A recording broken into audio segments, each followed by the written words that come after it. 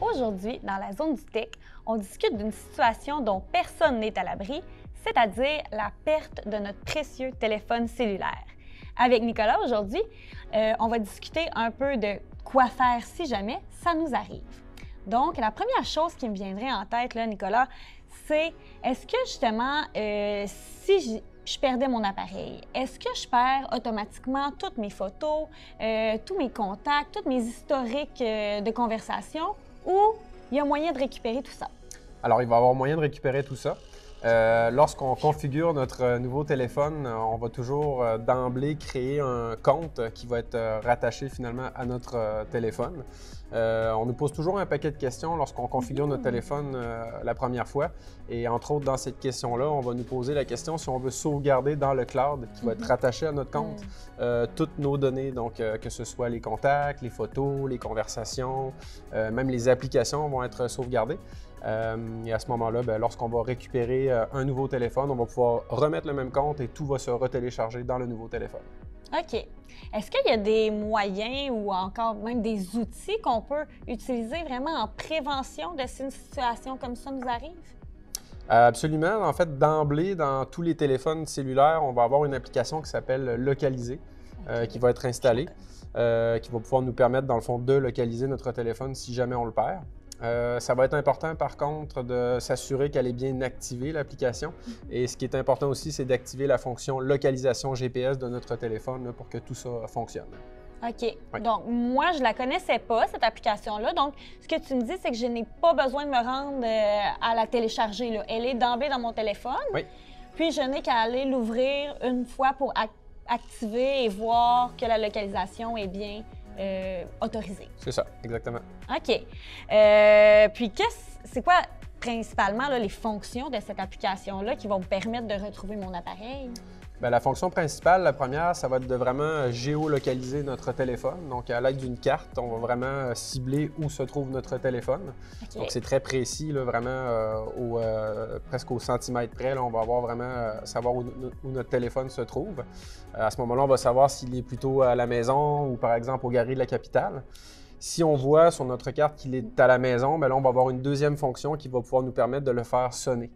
Donc, on va savoir s'il est dans une craque de divan ou en dessous du lit, par exemple. Ben oui, c'est ça. Là, ça peut nous aider vraiment à le retrouver rapidement là, en le faisant sonner. Donc, on utilise un ordinateur vraiment pour aller activer les sonneries et tout, c'est ça? Oui, à l'aide d'un ordinateur ou un autre cellulaire, une tablette, là, on va pouvoir utiliser cette application-là pour retrouver notre téléphone. OK. Bon, mais en effet, très pratique parce que déjà là, de savoir sur une carte où il se trouve, on est déjà très bien avancé. Oui. Ensuite, là, admettons qu'on n'avait pas activé l'application, qu'on a fait le tour des commerces où est-ce qu'on est allé dans la journée, on sait qu'il n'est pas chez nous. C'est quoi la première étape, là? Si on sait qu'on ne le retrouvera pas sur notre téléphone, qu'est-ce qu'on fait en premier lieu? La première étape, je dirais, dans le fond, c'est certain que la plupart des gens maintenant vont toujours rentrer leur numéro de carte de débit et leur carte de crédit dans leur cellulaire pour utiliser l'application PayPass dans les magasins, les commerces.